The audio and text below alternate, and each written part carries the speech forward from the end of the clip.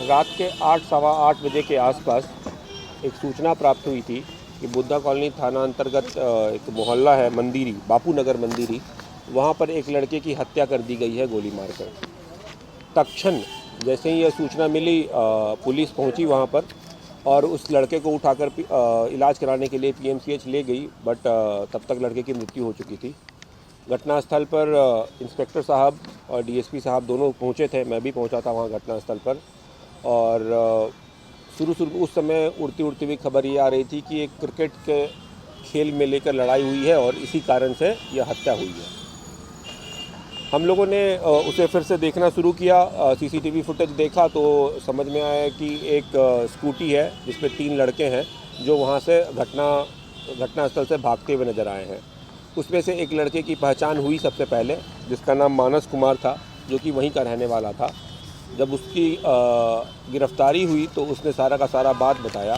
घटना कुछ यूँ है कि जो मृतक है और जो घटना करने वाले लोग हैं सब एक ही क्षेत्र के, एक ही मोहल्ले के रहने वाले हैं। सभी एक तरह से आपस में दोस्त ही रहे हैं।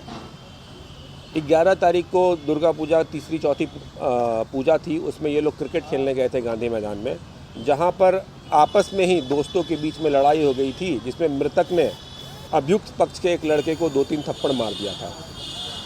इससे गुस्सा होकर जो अभियुक्त पक्ष है वो 8-10 लड़कों को लेकर मृतक के घर पर आया था और उसको खींचकर उस समय मारपीट भी की गई थी। जब यह मारपीट हो गया था तो फिर दोनों पक्ष से उनके परिजन इकट्ठा हुए थे और माफ़ी भी मंगाई गई थी, और माफ़ी मांग लेने के बाद इन लोगों ने मामले को रफा दफा कर दिया था। पुलिस को इसके बारे में कोई जानकारी नहीं दी थी। लेकिन जो मृतक पक्ष है उसके पिताजी के द्वारा किसी तरीके से, जो ये लोग बता रहे हैं कि एक मैसेज आ रहा था कि तुम्हारे बेटे को देख लेंगे, तुम्हारे बेटे को देख लेंगे, तुम्हारे बेटे को देख लेंगे। तो अभियुक्त पक्ष की जो अभियुक्त है, एक सौरभ कुमार नाम है, तो इसके माँ बाप जो हैं वो डर गए कि मेरे बेटे को मरवा देगा। तो इन्होंने अपने ही बेटे को कहा कि तुम ही देख लो, इससे पहले कि वो तुम्हें मरवा दे तुम उसको मार दो।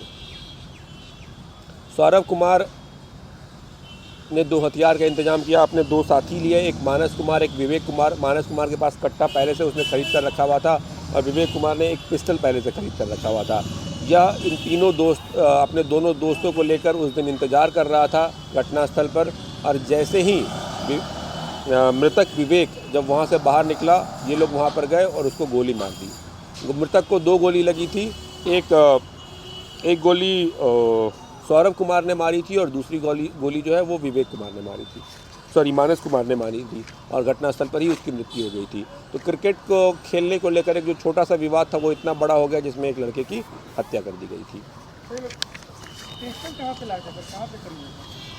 ये मानस कुमार से जब ये पूछा गया कि तुमने कट्टा कहाँ से खरीदा था, तो उसने बताया कि 1-1.5 साल पहले मैंने यह कट्टा खरीदा था, मैं कट्टा खरीद कर रखा हुआ था। विवेक कुमार के बारे में बताया, वो बता रहा है कि मैंने भी 1 साल पहले खरीदा था। विवेक कुमार गिरफ्तार नहीं हुआ है। मानस ने बताया है कि विवेक के पास 1 साल से कट्टा खरीदा था, उसकी कभी किसी से मारपीट हुई थी तो इसीलिए उसने अपने बचाव के लिए कट्टा खरीदा था।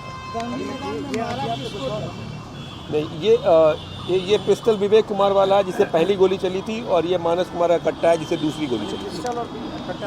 हाँ, पिस्टल और कट्टा दोनों है।